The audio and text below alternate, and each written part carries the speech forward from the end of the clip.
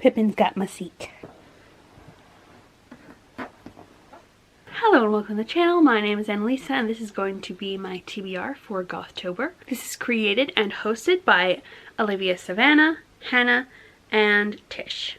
It is all about reading Gothic horror in October. And the way that you make your TBR is actually by going to this game, which I will link an announcement below, and also the game itself, and you go through and you make your monsters. So you pick like what type of head, you pick each of its arms and what type of legs it has, and if it has any wings or anything coming out the back, and that leads you to your prompts. So I can't remember everything I picked, but I know I picked werewolf arm, serpent body, wings for the back, I think horns for the head, not the antler horns, but the little devil horns, and Dracula's castle, because I love castles for the lair. So the prompts I ended up with are BIPOC rep, disability rep, queer rep, sentient house, insects,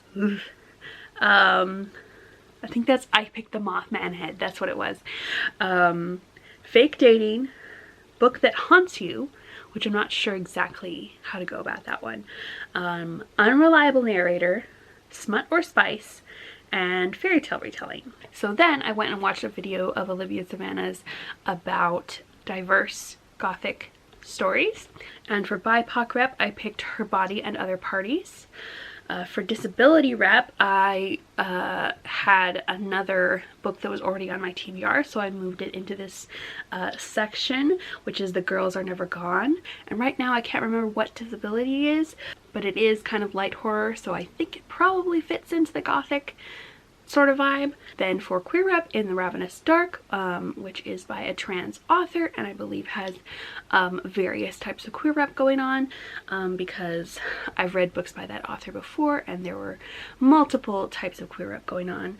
Then for insects, I'm thinking Dear Mothman, which is a middle grade, and I'm not sure if it's Gothic horror or not, but I'm gonna try it and like see, because I can't really tell until I've actually read the book, unless I see it on a recommendation list. I picked out for smut or spice and fairy tale retelling Fausta Borgia's Beauty and the Beast, but then I read it early because I really wanted to read a Beauty and the Beast retelling, and it really didn't have any horror elements at all. So I'm thinking instead I will reread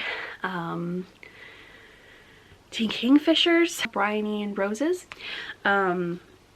and that will count for fairy tale retelling and Sentient House, which I didn't have one for otherwise, but it doesn't count for smut and spice because there isn't any in that book. And then other books that I am hoping to read based on that recommendation video I was watching are Blackwater Sister, Death Note, and Monstrous. I'm not sure if any of those fit into my other prompts, but you are allowed to pick and choose which prompts you want to read, so that's what I'm going with. So far that's the only readathon that has been announced that I'm wanting to take part in October, but I do have plans for September and October. You might have noticed I have decorated for fall and specifically for Halloween, because I basically celebrate Halloween from September 1st to October 31st, and then I start my Christmas celebrations because I can. So I'm going to be trying out a few different video formats and maybe some like vlogish type content where I'm like showing you fall leaves and harvesting my garden and maybe cooking some fallish type things, like I have some apples ready for apple pie, for example. And I am still playing Pokemon Go, so I might be having some park adventures that I am able to film if there's not too many people around. There are a few parks that are like very popular and there's always people there, but there are also a few stretches of park that like are pretty much deserted most of the time, so those are probably where I'm gonna film if I do film. And yeah, I will also be trying out various makeup looks that are more costumey than I sometimes do. So this one is a purple witch, which is just a witch who likes purple. I do have witch hats, but I have decided that for me personally, I'm going to stop wearing them because of their origins. I, within the last year, found out that they are actually based on Jewish people being considered creepy and evil, and having to wear pointy hats in various countries to indicate that they were Jewish, so that people would feel free to mistreat them in public. As someone who's not Jewish, I don't feel I have the right to reclaim that. I in no way think that other people need to stop wearing witch hats if they like them.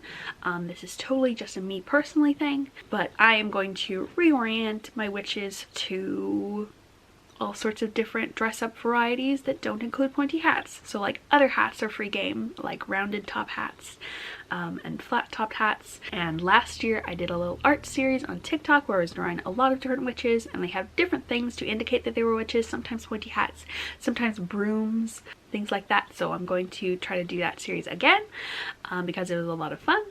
I did definitely notice that my views dropped significantly whenever I drew fat witches, so I'm going to try to draw even more fat witches this year because I'm spiteful like that. And yeah, I'm looking forward to the celebrations, and I'm very much looking forward to other creators' content that they make this time of year. So yeah, those are my plans. Thank you so much for watching, and I will see you in the next video. If you'd like to leave an emoji, I don't think, I bet there's a bat emoji, so how about leave one of those? I have a little bat up here. And yeah, bye! He's taken his revenge for scooting him off the chair by laying on the shirt that I had laid out to change into when I was done filming. You gonna get it all hairy?